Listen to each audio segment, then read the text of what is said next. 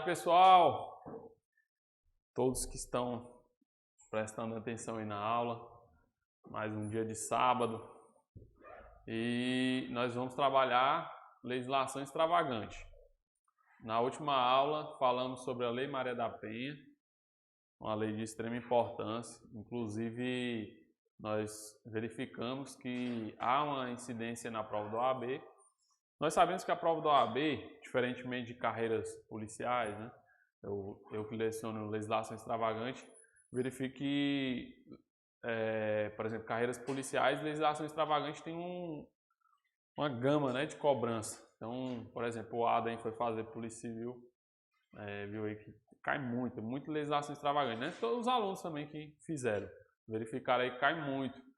Agora, na OAB, o foco já é outro. Claro que tem uma maioria de questões de forma diversificada, até porque se trata de um curso de direito, né? E aí há uma divisão nos diversos ramos do direito. Então nós temos aí direito do trabalho, né?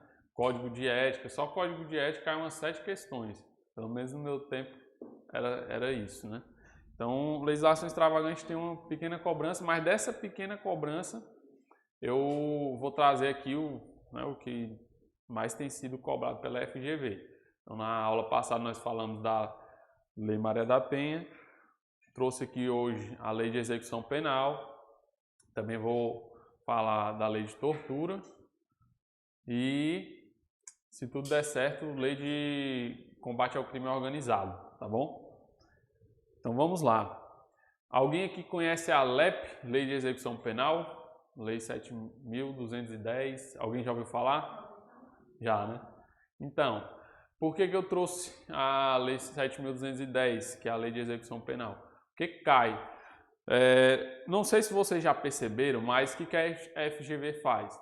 Ela cobra enunciados de forma que você, que vai fazer a prova, tem que se considerar ali o advogado do caso, né? Então, você como advogado deve orientar o que seria correto diante daquele caso concreto.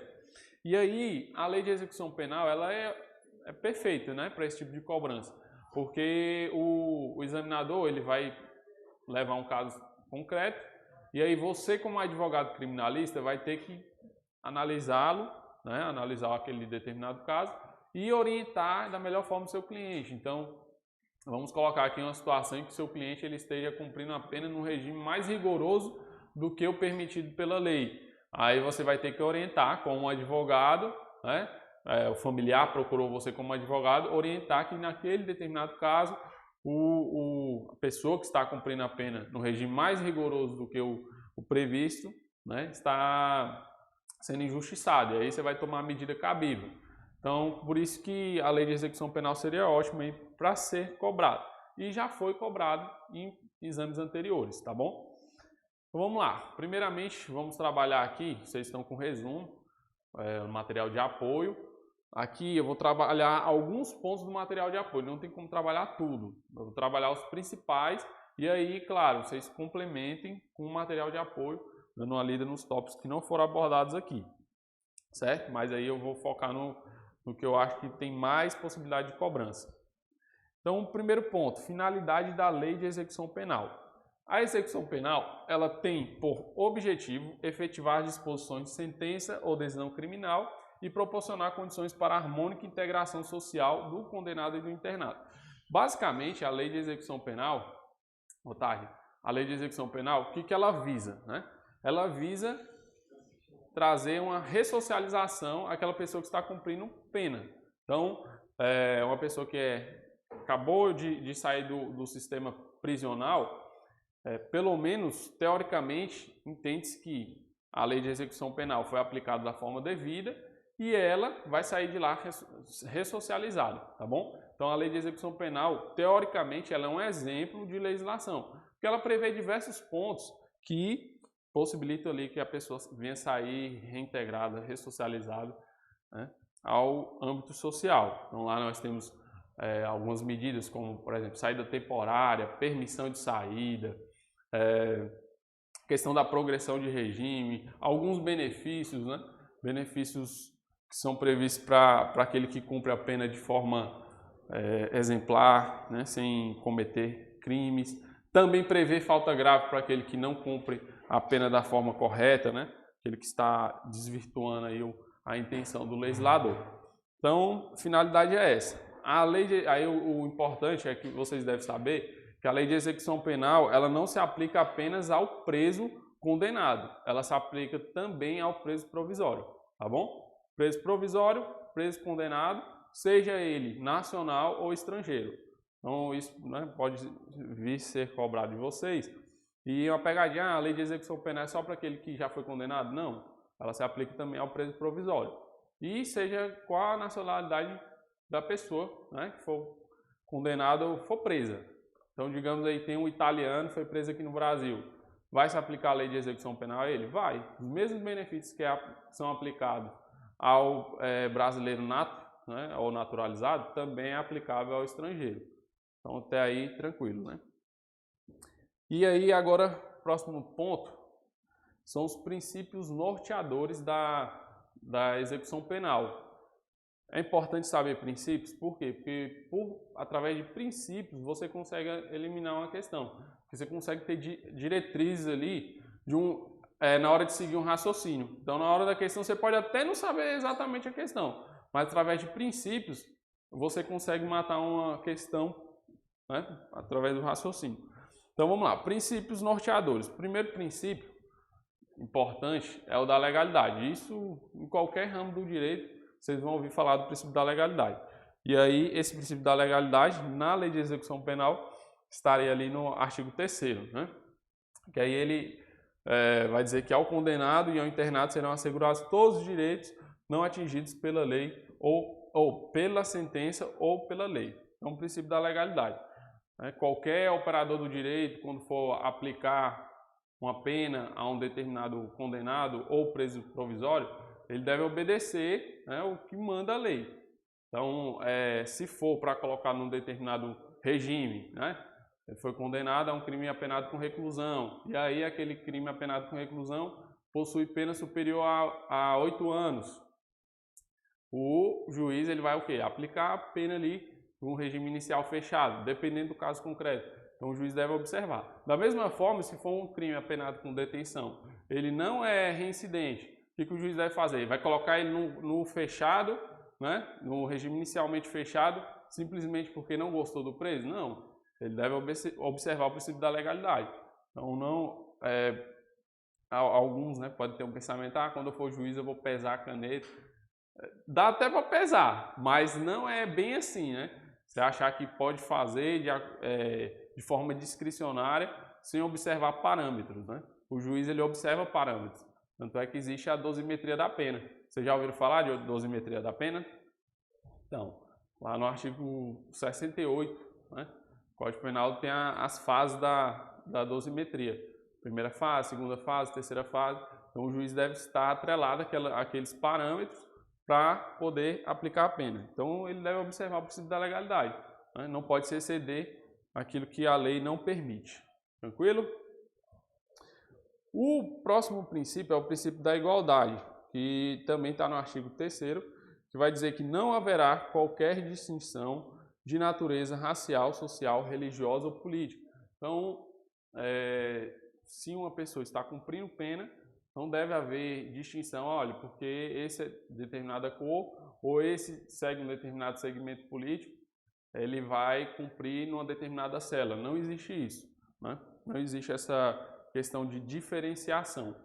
A única diferenciação que existe hoje na legislação é em relação, é claro, né, mulheres, né, a mulher não pode cumprir pena juntamente com um homem, na mesma cela. E aí, isso não viola a igualdade, né? Por mais que alguns, será que não violaria a igualdade? Não viola, porque aqui nós estamos falando da igualdade material. Nós sabemos que existe a igualdade formal e a material. A material é o quê? Tratar os desiguais de maneira desigual na medida de sua desigualdade. Então, separar a mulher do homem num sistema prisional é mais do que obrigação do Estado, né? Por quê? Porque colocar todos juntos numa mesma cela é óbvio que traria prejuízo, traria até crimes, né? Crimes contra a dignidade sexual. Então, o princípio da igualdade. Outra questão aí que não viola o princípio da igualdade é que nós temos uma previsão na LEP, que hoje nós temos o quê? Um regime aí diferenciado de progressão de pena, tá? Agora antes era o famoso 2/5, 3/5 ou 1/6, né? Não sei se vocês lembram dessa forma de progressão de pena. O que era? Antigamente, nós tínhamos 1/6 para crimes que não eram hediondos ou equiparados, então a pessoa, se fosse condenada a 6 anos, ela iria progredir após o primeiro ano, tá? Também tínhamos os 2/5, né, se fosse crime equiparado ou crime hediondo, e se ele fosse primário. E também tínhamos os 3/5, que era para quem era reincidente em crime hediondo equiparado. Hoje nós não temos mais isso. Hoje é o percentual de 16%, 20%, 25%, e aí vai, até chegar nos 70%. Só que, em relação à mulher, né, que tenha filho, principalmente filho na chamada primeira fase, né, primeira infância, existe lá uma progressão na própria LEP que diz ser em 1/8, tá? Em 1/8. É um benefício que foi dado pelo legislador e não foi revogado depois do pacote anticrime, depois da existência do pacote anticrime. Então permanece lá, não viola a igualdade em relação a isso. Então memorizem que o princípio da igualdade ele existe, né? E ele não é flexibilizado pelo simples fato de existir essa progressão em 1/8 e também por haver separação entre homens e mulheres dentro do sistema penitenciário, tá certo? Então o princípio da igualdade aí não tem uma relativização em relação a ele. Individualização da execução da pena. Individualização da execução da pena. Segundo o artigo 5º, vai dizer o quê? Os condenados serão classificados segundo seus antecedentes e personalidades para orientar a individualização da execução penal, né? Ou seja, cada preso cumpre de acordo com a sua individualidade. Então, como eu falei, a questão da dosimetria. Quando o juiz ele vai sentenciar uma determinada pessoa, ele vai analisar a sua condição individual. Nem sempre uma pessoa que cometeu um crime em coautoria com outra, né? Vamos colocar aqui que 2 indivíduos estejam roubando, assaltando. Um tenha 18 anos, o outro tenha 30 anos, né? Ambos são maiores de idade. E aí, ambos estavam armados e foram presos pela polícia. Nessa situação específica, vamos colocar aqui que o que tenha 30 anos seja reincidente e o que tenha 18 anos não seja reincidente. Ah, mas era a mesma condição, será que eles vão receber a mesma pena? Não. Por quê? Primeiro ponto aí, um era reincidente, o outro não era. Isso já acaba individualizando, né, a pena de cada um. E o outro fator é que o menor de 18 anos, ele tem uma redução, né, que é a chamada circunstância atenuante, pela menoridade relativa. Ou seja, o maior de 18 e o menor de 21 anos, ele tem uma benesse legal. Por quê? Porque entendeu o legislador, que nesse caso ele não é maduro o suficiente. Né? Não é maduro o suficiente, e por isso ele teria essa benesse. Aí alguns podem falar, mas não foi revogado não, que a maioridade agora é aos 18 anos, né? Já tem um bom tempo. Não, não foi, continua valendo. Então existe essa benesse aí para quem é maior de 18 e menor de 21 anos, tá bom?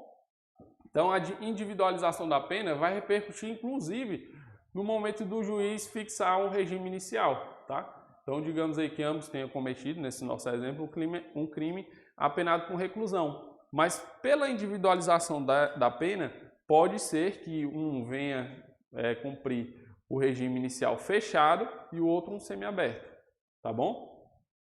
Então, essa é a individualização da pena. Analise-se o quê? As razões de algumas peculiaridades, né? Antecedentes, reincidência, gravidade do crime e etc.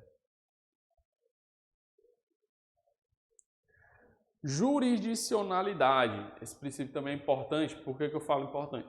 Porque na última prova da OAB cobrou exatamente esse princípio aqui. Se você soubesse esse princípio, você acertaria a questão. Tal princípio diz que determinados incidentes somente poderão ser solucionados pela via judicial, especificamente pelo juiz da execução, tá?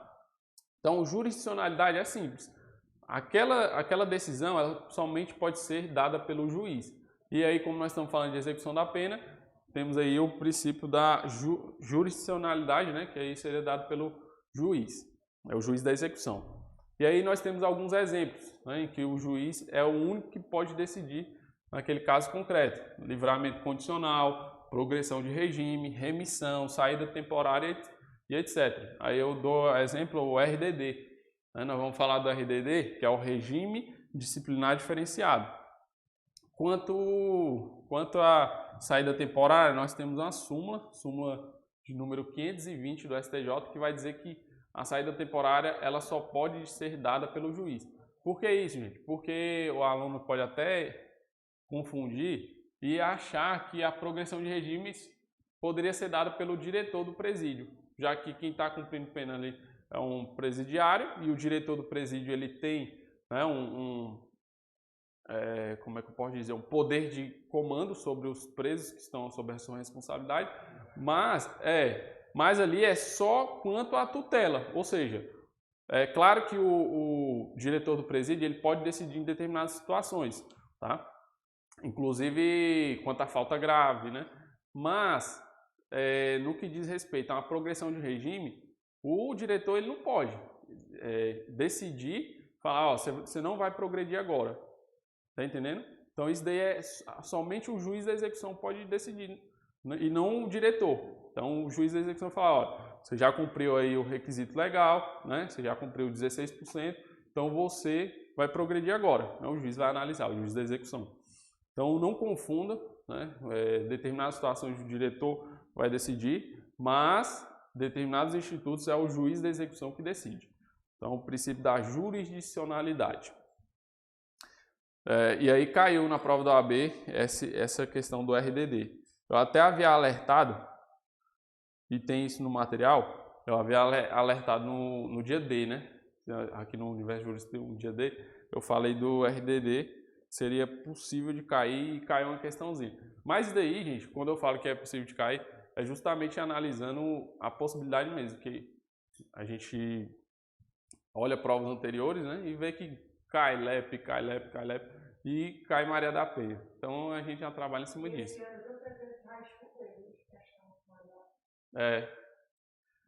Justamente porque é algo que está sempre em voga, né? Ou seja, está sempre é um tema atual, né? Tipo assim, não sei nas cidades, na universidade, por exemplo, né? No calor do juiz, né? Tem pesado. A palavra é mais ou menos assim que o povo usa, tem pesado em relação a essa situação. Né? Sim. E esse acontecimento desse cara aí famoso, né? DJ Davis. Apesar do vídeo ter sido em dezembro, e assim, né? Eu não entendi muito, não acredito que já passou por do limite da coisa do rapaz, mas assim, indo para o nosso município, o que é que a gente tem visto? Que os juízes, né? Parece que é um pensamento só, né? O que um parar em cima, eles vêm seguindo. Então, assim, tem gente que já está com prazo, realmente para sair, e eles estão lá, batendo. Assim, é claro que quando a gente fala sobre isso... Não é que eu estou defendendo que não, sei. os caras, né, estão certo, não que eu não estou dizendo não, mas, assim, o que é para ser certo é para ser certo dentro da lei, acaba que... Esse ano 2021, quem cometer esse delito aí vai ter uma peneirazinha mais forte. Viu? Mas é porque também existe muita questão da opressão, dessa sim, a gente já é um ponto que foge, né, o tema de curso, mas até que ponto? Será que a mídia influencia, né? No poder de decisão? Porque vocês sabem, vocês já estão aí formados, né? Alguns já estão no 9º semestre. A gente sabe que no direito, o direito não é uma ciência exata, é uma ciência inexata, ou seja, dependendo do ponto de vista, aquilo pode ser sim ou não, né? Então é da mesma forma, para decidir por uma prisão, né, o juiz ele pode fundamentar para prender ou fundamentar para não prender. Né? E a mídia poder influenciar? Na minha concepção, em alguns casos concretos, a mídia acaba influenciando sim. Né? Apesar de o fundamento não se valer da mídia em si.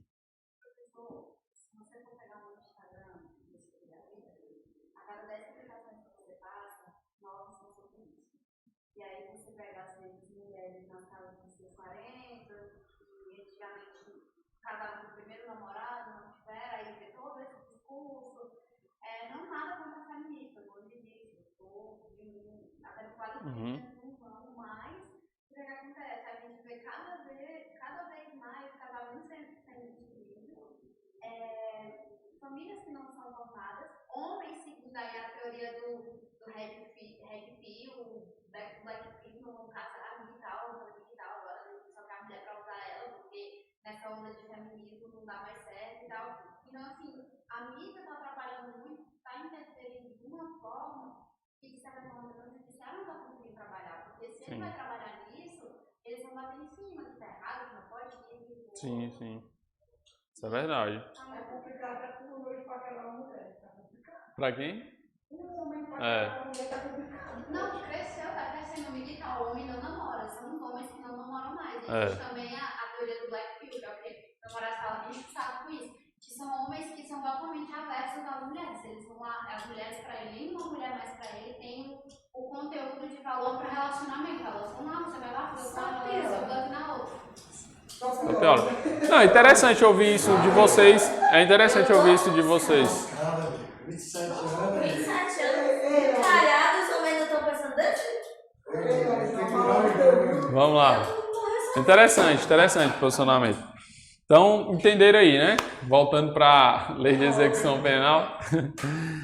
Devido processo legal, pessoal. Devido processo legal, isso aí vocês já sabem, né? Mas tem que trabalhar aqui porque pode ser que alguém não saiba.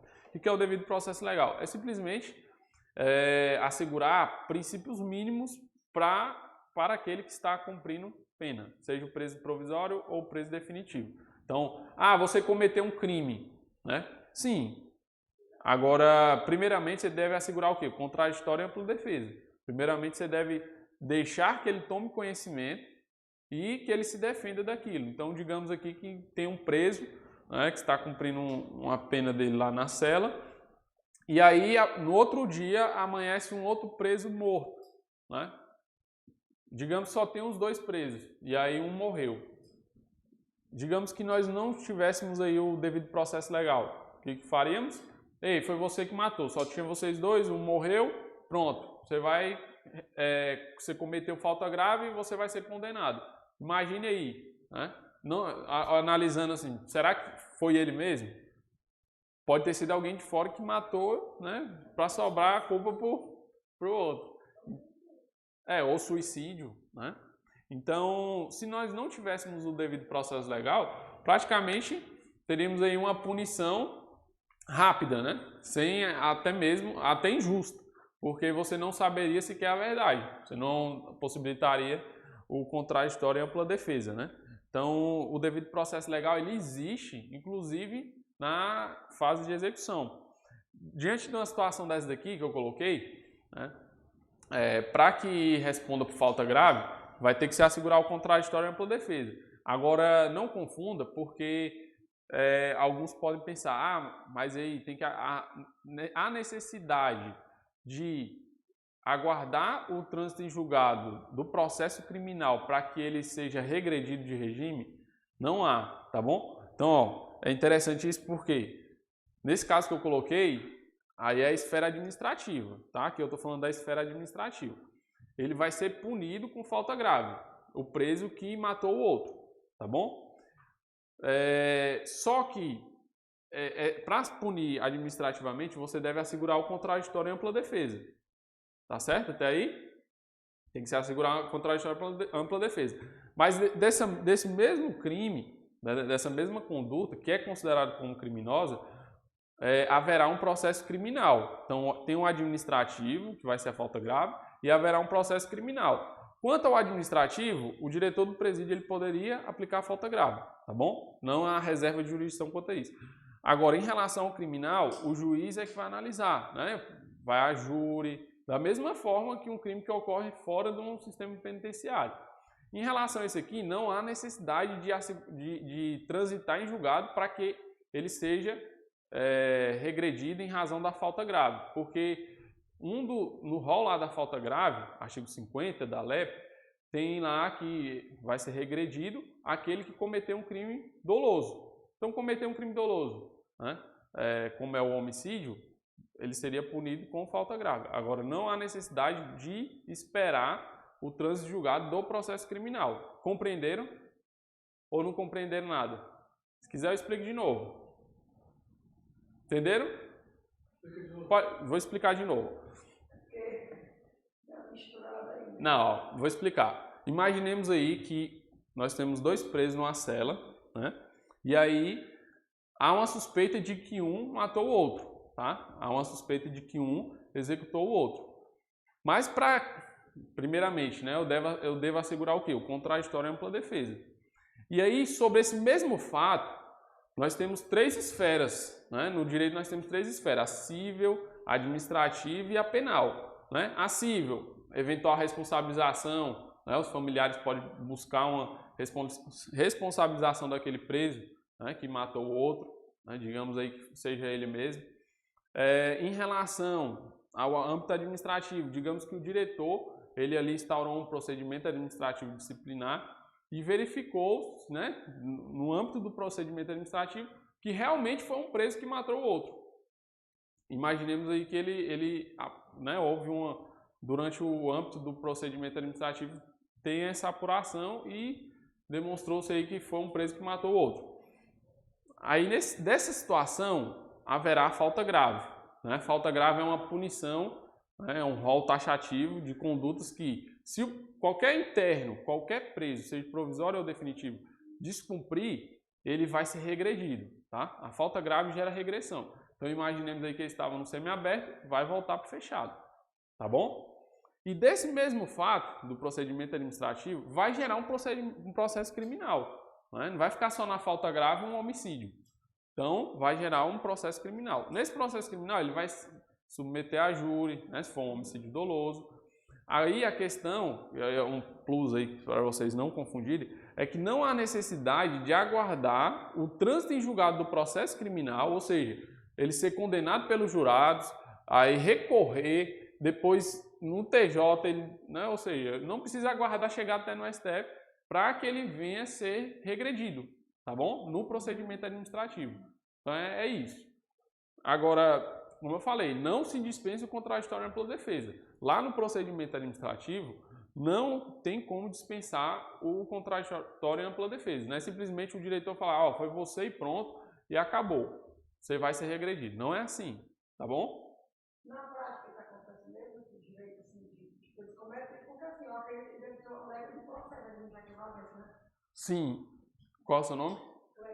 Cleide. Na prática, eu já vi muito preso cometendo falta grave. Mas, infelizmente, em alguns presídios você não vê essa instauração para fins de regressão. Não vê.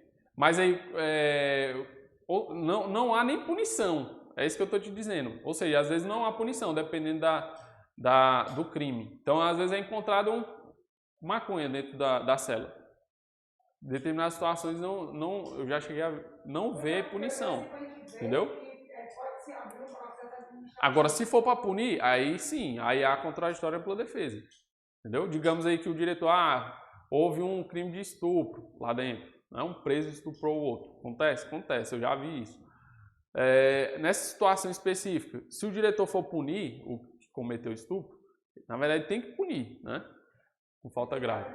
Ele tem que assegurar o contraditório pela defesa. Inclusive, ele pode até solicitar cópias, né, da investigação. Digamos que o delegado já esteja numa investigação mais avançada. E aí, indiciou, virou processo. O diretor pode pegar ali as cópias dos autos e, opa, já tem investigação, já tem indícios de autoria e materialidade. Nós vamos aplicar a falta grave aqui, diante desse caso concreto. Desculpa, gente, só para falar que eu lancei a atualização do grupo da gente do OAB, se vocês puderem dar uma olhada, tá? Entenderam? Professor, aí nós estamos falando dos devido ao processo legal. E os que ainda estão, os provisórios, por exemplo, na delegacia. Se aplica isso aí? Se aplica o devido processo legal. Então, digamos aí que nós temos um preso, né, que está preso em virtude de uma prisão preventiva que o delegado representou numa investigação. Aí, digamos que esse preso provisório, ele vai para a penitenciária. Aqui no caso de Sobral, ele vai para a Pires. Né? Digamos que esse preso, O preso provisório está imune a cometer crimes? Não. Às vezes comete até mais que o definitivo, né? Que o definitivo ele tá ali. Tomara que eu saia logo, contando os dias, né? Pra sair logo. O preso provisório às vezes não tá nem aí. Aí digamos que ele mate uma pessoa lá dentro. Vai se aplicar? Vai. No nosso país, já fala como definitivo, né? Porque passar aí, Não. às vezes demora tanto chegar a audiência, chegar. Enquanto você está lá preso, provisoriamente. Não, já foi mais assim no passado. Hoje em dia, o que a gente vê é ele sendo solto rápido, viu? Cleide, é? Só se for por aqui. Não, pois é. Pelo menos a experiência que eu vejo daqui. Nos interiores, isso aí não existe. Cruz, Bela Cruz, É? Carema. Aqui.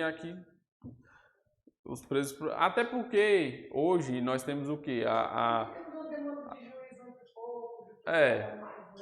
Mas hoje nós temos um controle legal mesmo. Se for analisar com o pacote anticrime, o juiz tem que reavaliar a prisão a cada 90 dias.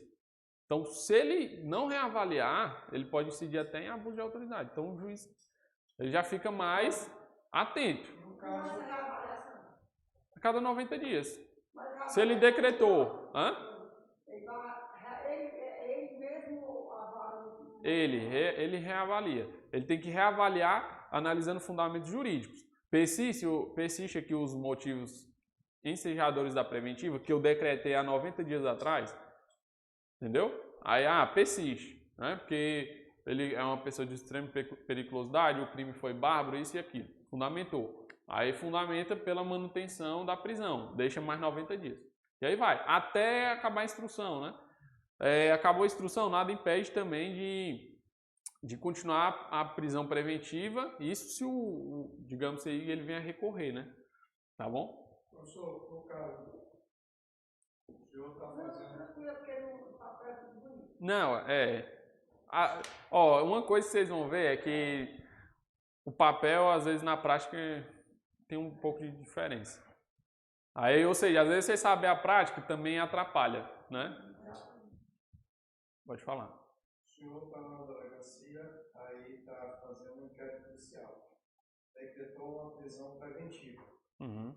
Essa prisão preventiva, em tese, só pode o suspeito, pode nem chamar de real ainda, né? Suspeito, né? Suspeito. Não só é para ficar só os 10 dias? Não, na verdade é o seguinte, esses 10 dias aí que eu tenho é para concluir a investigação, entendeu?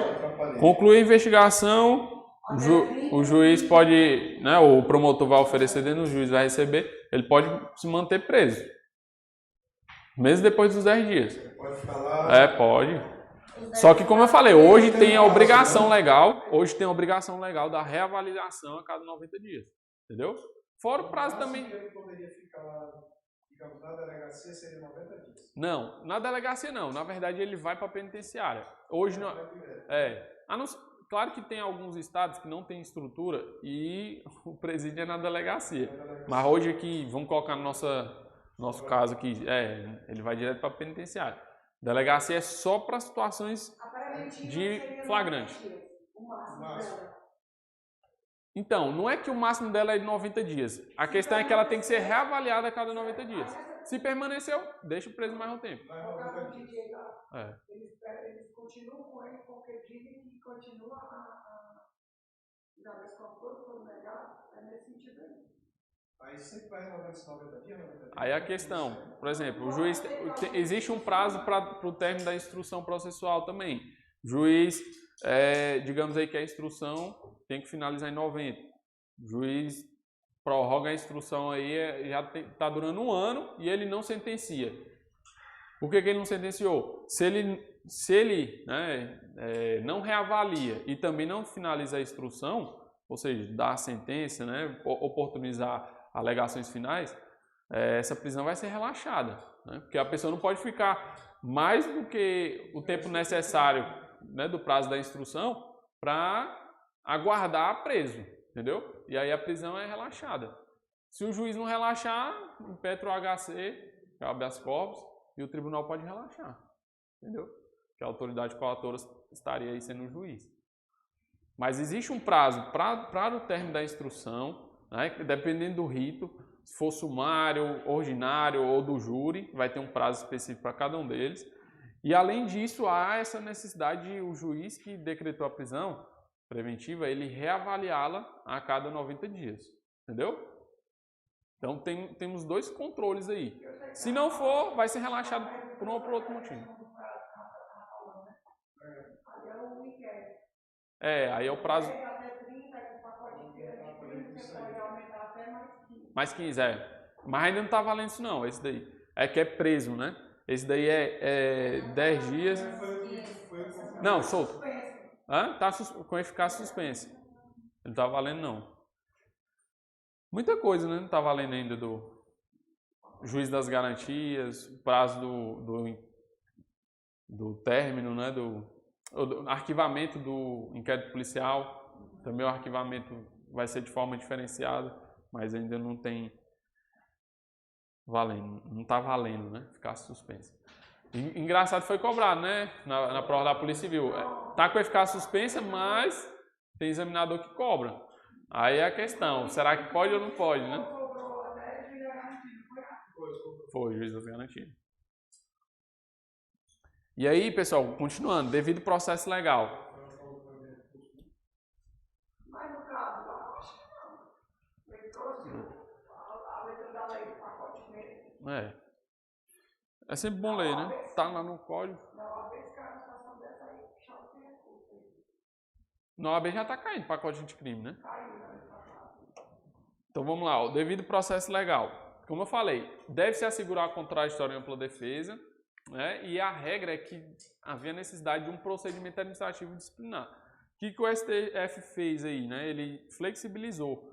E aí está nesse julgado de 2020.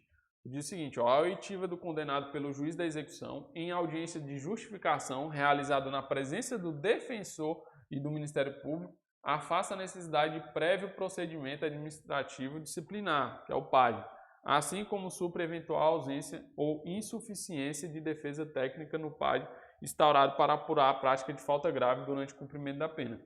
Então aqui o STF flexibilizou a necessidade de PAD. Mas por quê? Porque nessa situação específica, né?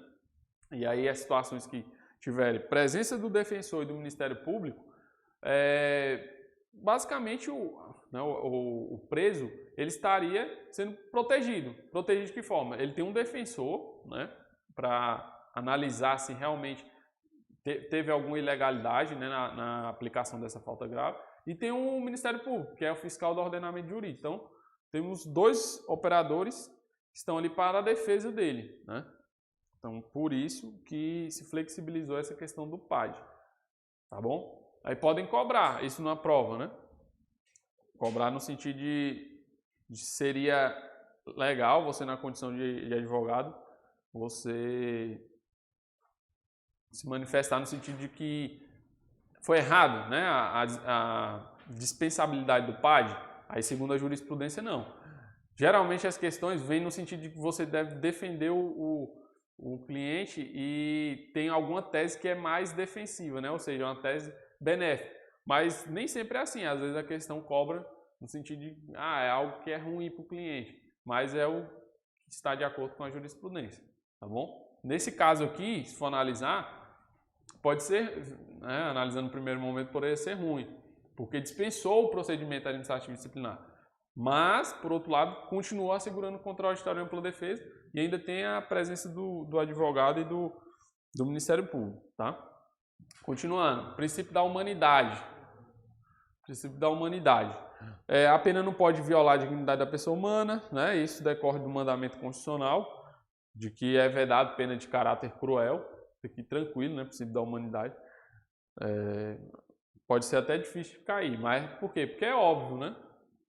Todo mundo deve cumprir pena da melhor forma possível, né? Sem violação à dignidade, né? Ressocialização também seria um outro princípio, inclusive é o principal objetivo, né, da lei de execução penal. O legislador cria uma série de institutos, aí nós temos a assistência material, a saúde, jurídica, religiosa, progressão de regime, livramento condicional, saída temporária, remissão, ou seja, uma série de benefícios que é justamente para tentar ressocializar, fazer com que o preso, ele, inclusive, tenha a questão na própria LEP, né, do chamamento nominal. Ou seja, todo preso ele deve ser chamado pelo nome, né? Que é algo que a gente pode não ver na prática, né? Imagine aí o agente memorizar o nome de todos os presos, tem mais de 1000 presos. Mas tem que estar com a fichinha, né? Né? Porque falar do princípio, esses dois principais é complicado. É complicado porque a ressocialização. Tem que fazer os 4 cidades só para princípio. A ressocialização é algo difícil de se ver, não é fácil. No hospital ninguém consegue ver essa humanidade toda. Mas vamos lá, que é teoria, né? Vou falar da prática aqui. Execução da pena. Esse tópico aqui é importante, viu? Esse tópico da execução da pena. Principalmente da execução da pena privativa de liberdade e das restritivas de direito. Por quê? Porque nós tínhamos antes, né, um posicionamento de que era possível, né, a execução provisória da pena, né? Ou seja, a regra era que era possível a execução provisória. Segunda instância, já era possível ter esse cumprimento, né, da pena provisória. E hoje, o que nós temos, né? Hoje nós temos que a necessidade de se aguardar o trânsito em julgado. Inclusive foi um julgado aí, foi, voltou, né? Vocês lembram do caso do presidente Lula, né? E aí se falava, tem que aguardar ou não o trânsito em julgado. Hoje, né, a regra é que tem que se aguardar o trânsito em julgado. Então, esse foi muito discutível, porque falava, não, mas no STJ, no STF, não reavalia mais provas, né? Então, por não reavaliar provas, por que não poderia já aplicar a pena, né, em segunda instância? Então, por ser polêmico, e aí eu vejo que é cara da OAB, né? Imagine seu cliente já cumprindo pena provisória em segunda instância. Aí você teria que se manifestar no sentido de que o STF, né, possui posicionamento de que deve se aguardar o trânsito em julgado. Tá bom? Isso, inclusive, se aplica às penas restritivas de direitos, né? Que antes era só para pena privativa de liberdade, hoje também se aplica às penas restritivas de direitos, né? Quais são as penas restritivas de direito? Prestação pecuniária, né? As prestações de serviço de comunidade, limitação de fim de semana, temos algum rol lá de restritivo de direito. E isso foi decidido na ação declaratória de constitucionalidade, número 43, 4454. A única exceção aí que nós temos para flexibilizar, né, essa questão da execução provisória é o artigo 492, inciso 1º, a linha E do Código de Processo Penal, que foi inserido pelo pacote anticrime. Ou seja, a decisão do Supremo foi em novembro ou dezembro de 2019, e aí o pacote anticrime ele entrou em vigência em janeiro de 2020, né, apesar da lei ser de 2019. E aí qual é a questão? A questão é que esse artigo 492, ele possibilita que haja a execução provisória da pena em segunda instância, quando a pena dada pelos jurados, ela ultrapassa 15 anos. Então, digamos aí que os jurados condenaram um cara por homicídio há 17 anos. Ali já é possível executar provisoriamente a pena. Ah, mas eu vou recorrer para o STJ? Tudo bem, mas ele já cumpre a pena provisoriamente, tá? É previsão legal, não foi revogada ainda, não foi declarada inconstitucional, tá valendo. É o 492, tá bom? É a única exceção, se for analisar. A regra é o quê? Só quando transitar em julgado. Enquanto isso, ele não cumpre. E pessoal, não confunda. Quando eu falo, cumprir aqui a execução da pena, eu já estou falando aqui em pena definitiva, tá bom? Isso não impede, se tiver os requisitos da preventiva, que é uma prisão provisória, ele continuar preso. Entendeu? Porque imaginei que ele foi condenado a 14 anos. Ah, mas o senhor acabou de falar. Você acabou de falar que... Oh, meu Deus. Não foi isso. E aí, professor? Não, tá de brincadeira aqui. Já viu suas fotos? Ei, vai, Você já viu suas fotos? vai ser dia 30, né? Ele já viu as fotos? Convida aí o pessoal aí, pô. Como é? Dia 30, o negócio do livro lá. Ah, é. Dia 30.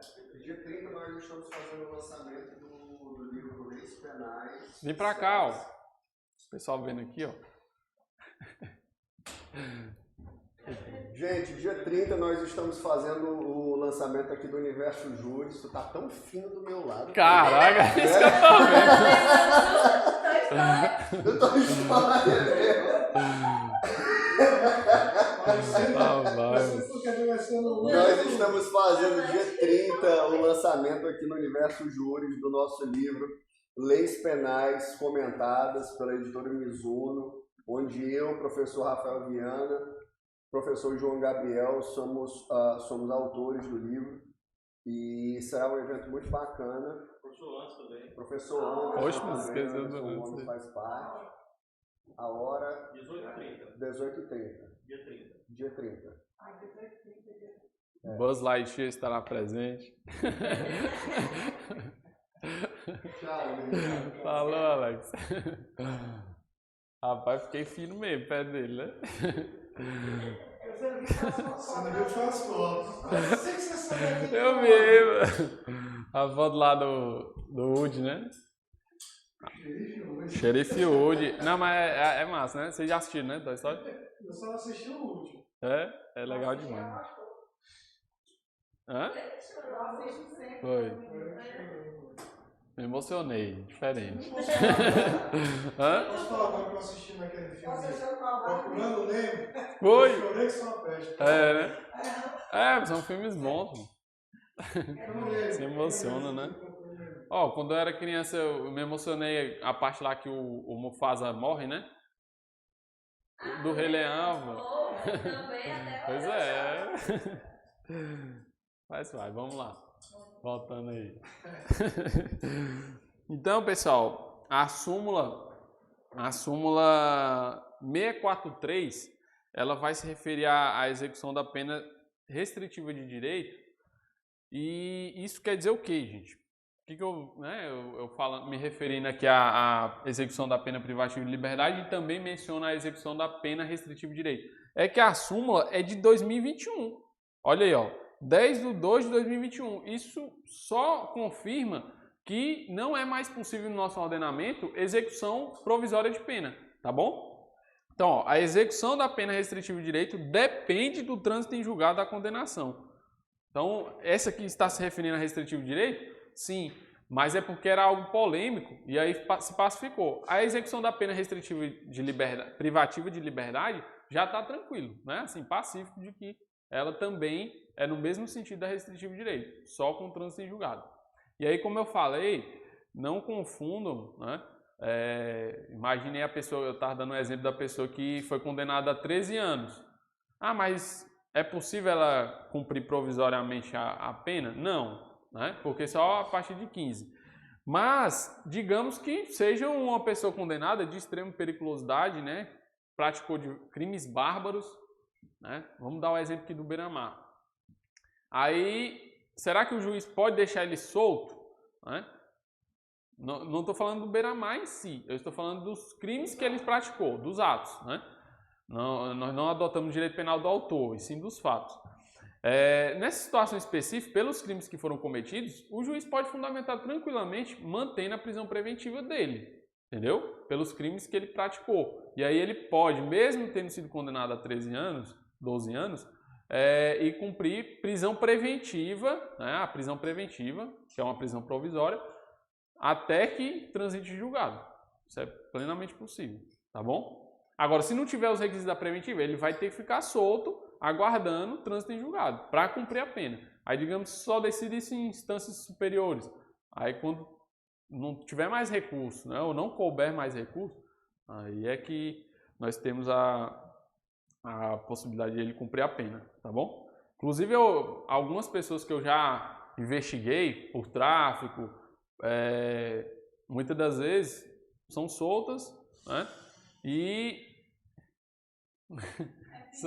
são soltas e E é vídeo, é?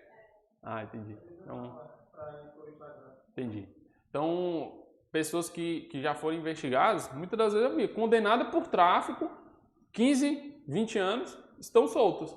Mas por quê? Porque nós não adotamos mais essa questão de cumprimento provisório da pena, ainda que em segunda instância, a não ser essa situação específica aqui do homicídio, tá? Dos crimes que envolvem júri, né? Homicídio doloso. Tá? Então, você vê pela rua. Aí você nem imagina, né? Que ele está condenado a 15 anos por tráfico. Está na rua. Mas por quê? Porque não transitou em julgado. Né? Esse é o jogo. Se não tiver sido pego antes, né? Porque às vezes, tipo assim, se a pessoa já aquele momento ali foi pego, tá? Mais de um ano por aí, já vem a sentença, né? 15 anos. Sim. Aí o cara ele pode sair e responder o resto com recurso, é isso? Repete de novo a pergunta. Tipo, por exemplo, né? Não lembro o nome. Como já uma estrada. O João foi preso ali em Praia com várias drogas. Passou um ano ou mais. Certo. Aí veio o julgamento dele, ele pegou 15 anos, né? Certo. Aí ele pode sair com a preventiva e responder o resto com... Pode. Aí o juiz, inclusive, vai abater o tempo que ele ficou preso preventivamente, né? Na hora da sentença mesmo, o juiz vai abater. Foi condenado a 14, abate um ano aí que ele ficou preso. Certo? Detração. Vamos lá. Agora é RDD, né? Regime disciplinar diferenciado. Mas aí, professor, só um minuto. Aí o juiz deu aqui a sentença dele. Ele tem quantos dias? 5 dias para recorrer daquilo ali.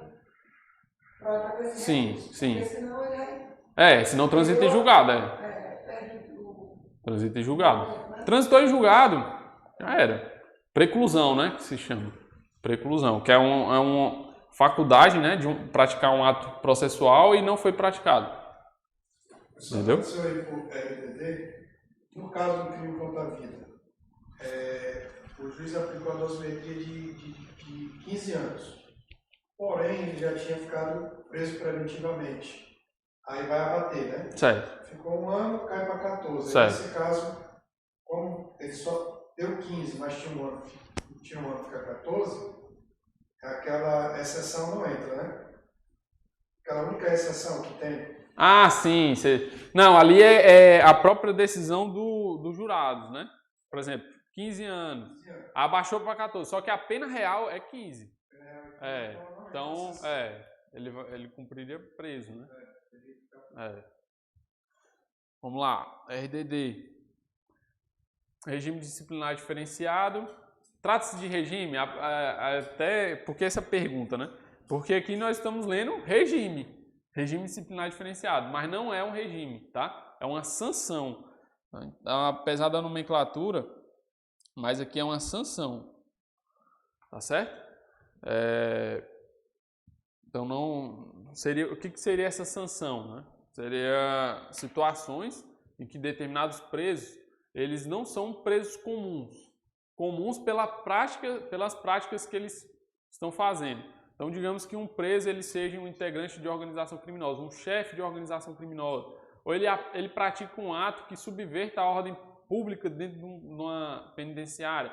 Digamos que ele seja o incentivador de uma rebelião, né? Seja o líder da rebelião dentro do presídio.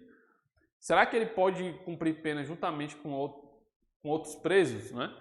E aí, diante dessas situações que comprometem a ordem pública ou por ser um integrante de uma organização criminosa, é que o juiz ele pode aplicar essa sanção, tá bom? Essa sanção de regime disciplinar diferenciado. E aí, nesse regime disciplinar diferenciado, ele vai cumprir pena sozinho, numa cela, tá? Cela individual, por um determinado período de tempo. Por que complica, né? Por que não botaram logo sanção disciplinar diferenciada? Justamente. Sanção disciplinar. O cara é melhor, né? É só pro aluno se confundir, mas vocês já estão sabendo, né? E aí, pessoal, regime disciplinar diferenciado. O próprio Benamar, né? Nós citamos agora, ele já submete, na verdade, ao regime disciplinar diferenciado. Aí para pensar, mas seria uma benesse, não? Porque o cara está numa cela sozinho. Pelo contrário, né? Não é uma benesse. Por que eu digo isso, né?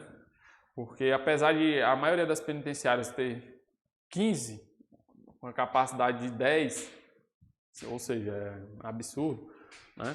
Mas ali pelo menos tem pessoas para conversar. E o ser humano ele não foi feito para ficar sozinho, né? Solitário. E aí imagine uma pessoa que está cumprindo pena sozinho numa cela, por mais que seja espaçosa, né? Mas sozinho. Aí vem a depressão, né? Aí por esses motivos é que alguns chegaram a dizer que o RDD seria inconstitucional por violar a dignidade da pessoa humana, né? Ó, a pessoa vai ficar sozinha ali durante Antes era até pior, antes era até melhor, hoje está pior. Porque antes era 360 dias, né? Podendo ser prorrogável. Quase um ano, né? Um ano tem 365. E agora, nós temos aí uma mudança com o pacote de crime que prevê 2 anos, né? Então a pessoa pode ficar, imagine, a pessoa ficar 2 anos sozinho. Recebimento de visitas não é igual aos presos comuns. Muitas das vezes você tem visita semanal ali, ou até 2 vezes na semana, dependendo, né? No RDD não. No RDD tem limitações de visitas, número de visitas, fora o fator de que quem fica no RDD fica numa penitenciária de segurança máxima, distante, né? Por quê? Porque precisa ter segurança, não pode ser em qualquer local que possibilita a fuga, né? Resgate do preso. Né? Rapaz, aqui da RDD eu creio que não. Nós temos penitenciárias, né? Que fica Itaitinga, mas eu não tenho conhecimento se lá tem presos no RDD, entendeu? Mas tem, aqui no Nordeste nós temos, né? De penitenciárias federais que... Mossoró, né? Mossoró, que aplica... Tem preso, né? Cumprindo RDD, sanções, né? Aí, assim, o que eu vejo na prática? Hã? Dá. Ué, tem uns que lê 4 livros até escreve, né? Se for analisar. Já sai quase mestre em direito. Aí, qual é o que eu vejo assim, né? Qual a questão? É constitucional? Tem 2 posicionamentos. Um que defende que é inconstitucional, por violar a dignidade da pessoa humana, e o outro que não, é constitucional. E prevalece qual? Que é constitucional, tá bom? Ou seja, não viola a dignidade da pessoa humana e está se aplicando ali uma situação específica para uma determinada pessoa que não se adequou, né, ao nosso sistema, né, o contrato social. Não a pessoa humana. Ou seja, não está cumprindo, né, as responsabilidades que o Estado impõe. E aí o que eu vejo, né, que em relação ao RDD, nós vimos aqui, é cabível diante de crime doloso que constitua falta grave, é possível se aplicar, tá bom? Então imagine que a pessoa já esteja cumprindo pena e vai lá e mate uma outra pessoa, né? Cometeu falta grave, crime doloso. Subversão da ordem ou disciplinas internas, né? E aí vamos colocar aqui a pessoa que seja o líder da rebelião, né? Ele está subvertendo a disciplina interna. Alto risco para... Por quê? Porque a ALEP diz que o preso deve obedecer o agente, né? Ele deve obediência, tratar com educação o agente. Então imagine isso, ele está querendo matar o agente numa rebelião, está subvertendo, né? Alto risco para a ordem e segurança do estabelecimento penal ou da sociedade. Fundadas suspeitas de envolvimento em organização criminosa, associação criminosa ou milícia privada, independentemente da prática de falta grave. Esse último ponto aqui que eu vejo na prática é que muita gente é integrante de organização criminosa. Você vai numa penitenciária dessas aqui, é metade de uma facção, metade de outra. Então, assim, imagine, todos se submeteriam ao RDD, se for seguir a risca. Só que não tem RDD para todo mundo, não tem nem penitenciário para todo mundo. Tanto é que existem penitenciárias aí lotadas, que, né, é capacidade para 10, tem 30. A pessoa dorme em pé. Aí... Rapaz, e é horrível, assim, eu já fui ouvir preso em presídio, você olha, rapaz, como é que tá sobrevivendo ali? Faz revezamento para dormir, tem duas camas lá e faz revezamento. É uma situação horrível. Horrível. Não é lugar para ser humano, não. Aí eu não consigo entender como que sai e depois, né, comete de novo, né? É algo que... Eu iria fazer de tudo na minha vida pra não voltar para um lugar desse. A pessoa sai, às vezes, dobra a esquina e depois Chega a dobrar a esquina às vezes. Aqui fora, né? É uma faculdade. A pessoa acaba aprendendo. Infelizmente, a pessoa acaba aprendendo Entra por uma coisa pequena. aprendendo outras técnicas, né, de não ser... Infelizmente, né, porque eu queria que todo mundo fosse ressocializado. Só que aí eu vou vendo que cada vez mais difícil. E aí, pessoal, a prática pode confundir. Você pensa, mas o tanto que eu vejo de gente que é integrante de organização criminosa não está no RDD, mas não está no RDD por quê? Aí a gente tem que entender outra coisa que não está na lei. Porque não tem capacidade para todo mundo. Se for botar cada um desses aqui no RDD, que foi indiciado por organização criminosa, haja presídio, não tem como. Mas está na LEP. Então vocês têm que verificar que está na LEP, tá bom? E aí alguns critérios que são rigorosos da LEP. Alguns critérios que são rigorosos. Duração máxima de até 2 anos. Então o juiz pode aplicar até 2 anos, sozinho, né? Sem prejuízo de prorrogações no prazo de 1 ano. Né? Prorrogações no prazo de 1 ano. Principalmente se tiver esses motivos aqui, ó. Ele já está lá, 2 anos. Aí ele comete um crime doloso que constitua falta grave. Ou ainda há investigações dizendo que ele se mantém como um membro de organização criminosa. O juiz pode prorrogar? Com certeza. Né? Então vejam que outro ponto aqui que é interessante destacar é que isso daqui não faz com que seja automático. Olha, tem isso aqui, automaticamente é RDD. Não, o juiz vai avaliar o caso concreto. Ele vai fundamentar, olha, tem isso aqui, então vou colocar no RDD, né? Ou não. Tanto é que, como eu falei, esse exemplo de organização criminosa, não necessariamente todos estão cumprindo no RDD, né? Sendo sancionados. Recolhimento em cela individual, como falei, a cela, né? Sozinho ali na cela. Visitas quinzenais, ficou até mais rigoroso, por quê? Porque antes era 360 dias, agora são até 2 anos. As visitas eram semanais, agora são quinzenais. Então, visita de 15 em 15 dias, 2 pessoas por vez. Diga-se de passagem que dificilmente vai conseguir receber essa visita quinzenalmente. Porque os presídios são distantes. A ser provavelmente outro estado. Né? Justamente. Aí, ou seja, o presídio, vamos colocar aqui em Mossoró. Despesa para sair. Tem preso que a família não tem um tostão para poder se deslocar, para poder pagar uma passagem de uma cidade aqui para outra. Aí imagine visitar um, né? Passar os 2 anos lá sem ver ninguém. Aí, por outro lado, a lei também foi benéfica no sentido de possibilitar aqueles presos que não recebem visita há um tempo, de possibilitar ligações telefônicas, tá? Então ele tem direito a 2 ligações num determinado mês, para que possa ter contato com a família. Antes não tinha, não tinha essa previsão. Não, mas isso depois de um determinado período, tá? Não é simplesmente, não recebi visita, fui colocado agora no RDD.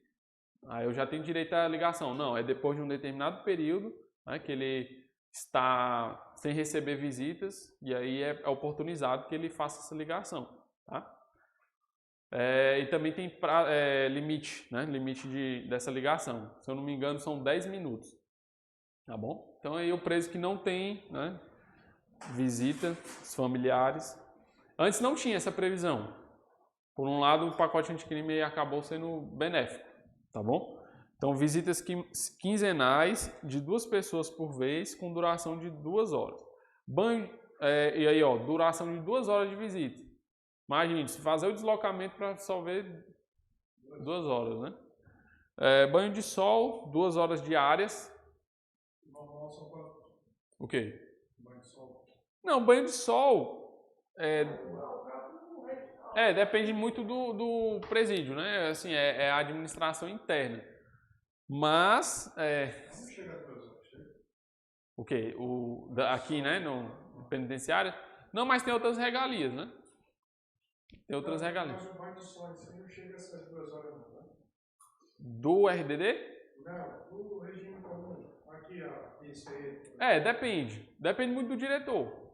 Mas, basicamente, a obrigatoriedade da lei mesmo, tirando o RDD, é que se você estiver cumprindo pena no regime fechado, o recolhimento seja no período noturno, né? O recolhimento seja no período noturno. Aí você poderia ficar fazendo até atividades, né? Trabalho, o que o... Fico livre fora da cela. Assim, não necessariamente. Depende muito, assim, explicando a prática.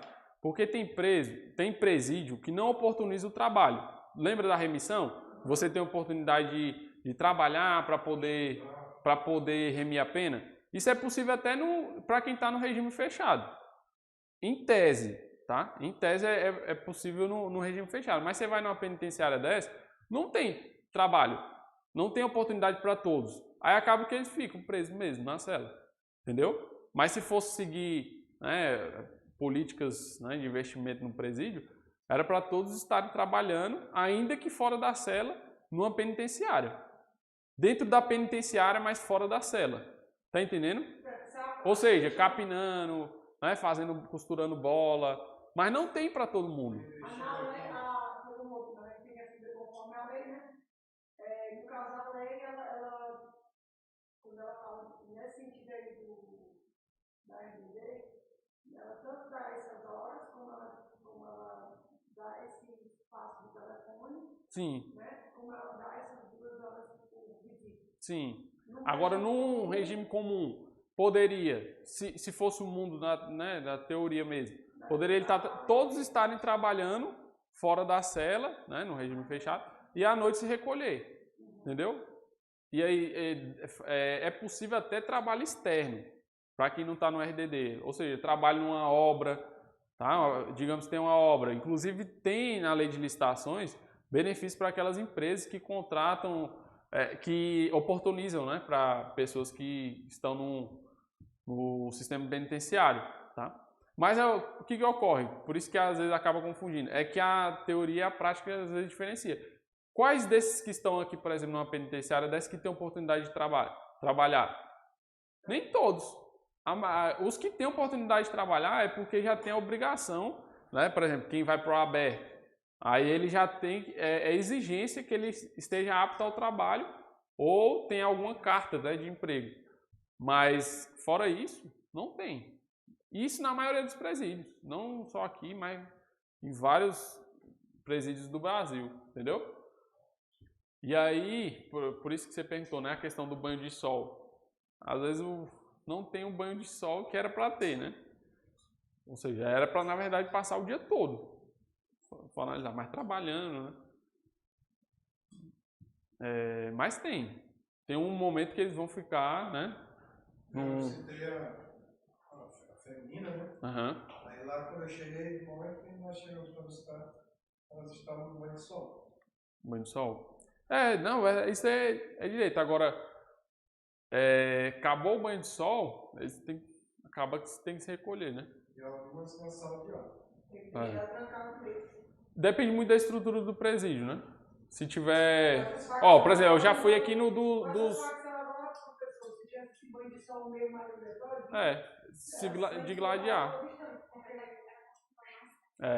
Agora, por exemplo, aqui dos internos adolescentes, eles se recolhem para a sala de aula, tem uma estrutura até maior, assim, em termos de ressocializar mesmo, né? Oportunizar o estudo. Corajoso eram os professores, né?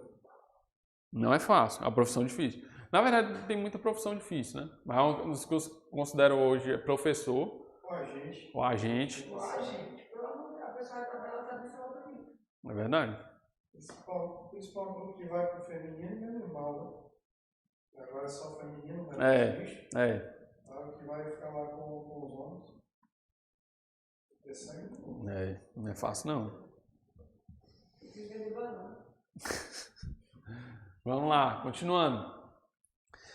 Visitas quinzenais, banho de sol. Aqui fala banho de sol 2 horas diárias. Antes, a redação era só essa. Só que aqui fala 2 horas diárias em grupos de até 4 presos. Antes não previa esse grupo de até 4 presos. Só que não, desde que não haja contato com preso do mesmo grupo criminoso, né? Até para não haver uma articulação aí, digamos aí, 4 de um determinado grupo criminoso, uma facção. E aí os 4 podem arquitetar, né, a tentativa de fuga. Pois é. E aí pode acontecer, né? Situação de articulação para resgate. Fiscalização do conteúdo das correspondências, isso daqui também foi muito questionado.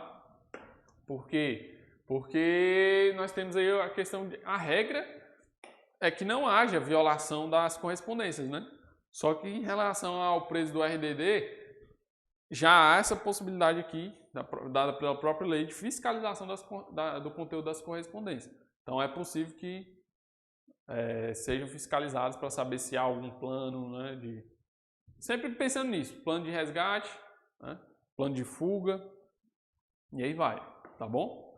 Então o preso do RDD ele se submete a algumas regras específicas. Outro ponto aqui, audiências judiciais, que são preferencialmente por videoconferência. Na prática a gente vê o quê? Audiência de custódia. Não, videoconferência viola a dignidade do preso, ele deve ser apresentado presencialmente até o juiz. Aqui já é diferente. Alguns até questionaram isso. Mas será que seria legal também você aplicar isso para o RDD? A preferência ser por videoconferência? Ele merece ser apresentado na frente do juiz, né? Marcola, né? Marcola, dizendo para o juiz fazia aquelas perguntas. Irmão, você fez de andar 250 quilômetros, você vinha aqui me fazer essas perguntas. É difícil.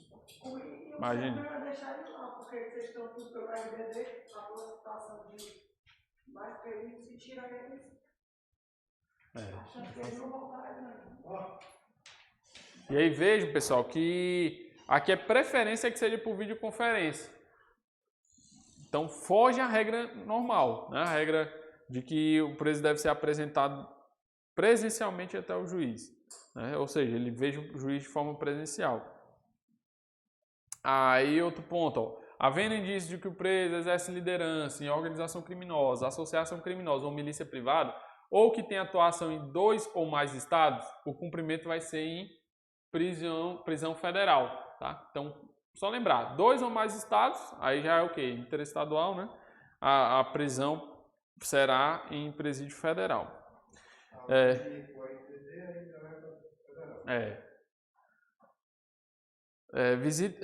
Visitas gravadas em sistema de áudio e vídeo e com autorização do juiz fiscalizado pelo policial penal. As visitas gravadas, né? Então, digamos aí que o preso receba a visita da sua mãe. A conversa que ele vai ter ali com a mãe vai ser gravada, tá? Vai ser gravada e filmada. Agora, um ponto específico é em relação ao advogado. Se for advogado, não, tá? Por conta da prerrogativa. Ei, mas e a visita íntima? É filmado, né? Não, aí, rapaz, aí você me pegou, viu? Mas, acredito que a visita íntima não seria filmado. Assim, eu entendo o posicionamento meu, né? Por violar a dignidade da pessoa humana, mas não tem isso na LEP, não. Não tem. Excelente pergunta. Mas ele continua, né? Tendo direito à visita íntima. Agora, se haveria filmagem, aí já é um ponto mais específico, polêmico, né? Tá bom? Preso que não recebe visita durante 6 meses, né? O que ocorre? Aí que eu falei, ele tem direito à ligação, né? Contato, por telefone. Mas só se não receber essa visita? Só se não receber. Digamos que os familiares não apareceram.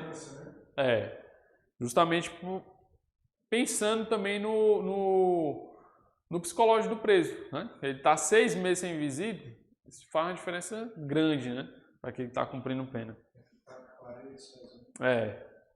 Aí tem essa possibilidade.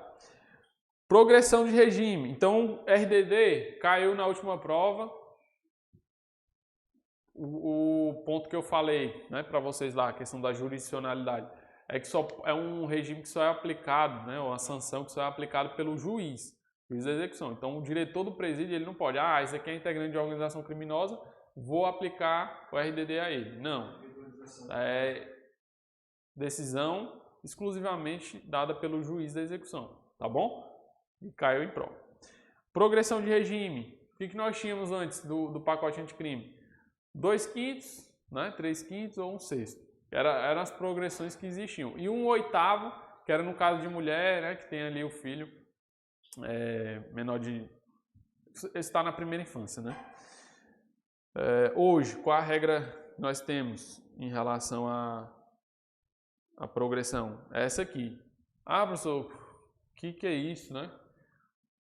Dá para memorizar? Eu recomendo vocês memorizarem isso aqui um dia antes da prova. Dá uma lida um dia antes da prova. Caiu, inclusive, na prova da PC, né, Adam? Questão da progressão. Percentual. Percentual chega a 16 e vai a 70. Então, ó, 16%. Aquele que é primário e comete um crime sem violência ou grave ameaça. Então, imaginei que seja um furto.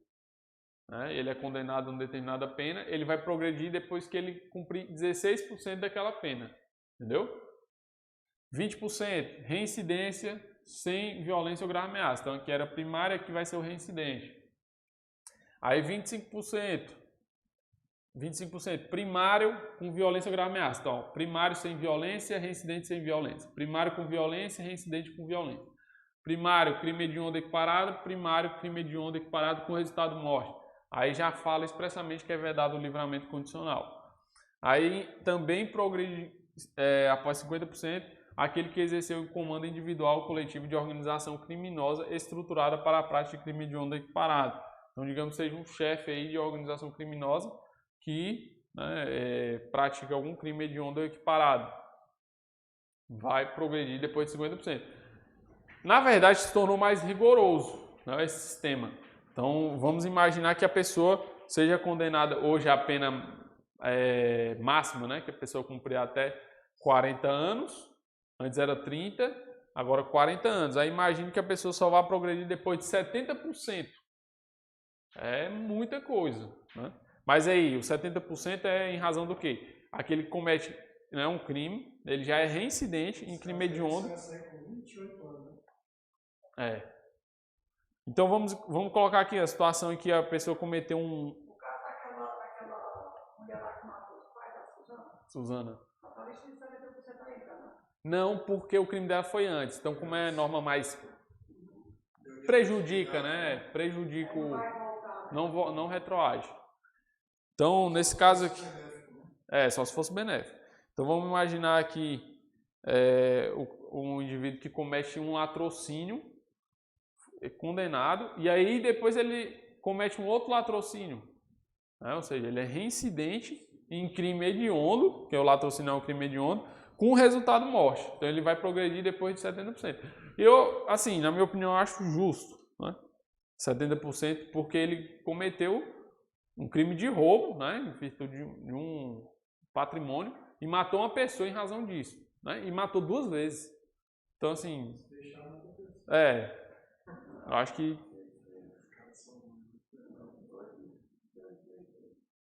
Tá bom? Então, essa tabela aqui, o que eu recomendo? Vocês darem uma lida um dia antes da prova. Amanhã tem prova? Dá uma lida hoje, então. Não estou sabendo dessa prova. Então vamos lá, vamos responder aqui uma questão da LEP, inclusive do último exame. Vamos lá. Como eu falei, o caso hipotético, né? Rafael, preso provisório, agride dolosamente. Então vamos marcando aqui, preso provisório. Aplica a LEP? Aplica, né? A gente viu que aplica. Agride dolosamente. Então, dolosamente. Seu companheiro de cela, causando-lhe lesão corporal de natureza grave e gerando grande confusão, que iniciou uma subversão da ordem interna. O que eu falei da subversão da ordem interna, né? Até a questão da rebelião, e aí gerou essa subversão da ordem interna. Após o procedimento disciplinar, assegurado o direito de defesa, o diretor do estabelecimento aplica a Rafael sanção disciplinar consistente na sua inclusão no RDD, né, que é o regime disciplinar diferenciado, pelo período de 45 dias. Então, o diretor aí decidiu aplicar esse RDD pelo prazo de 45 dias. Nós vimos lá que é até 2 anos, né?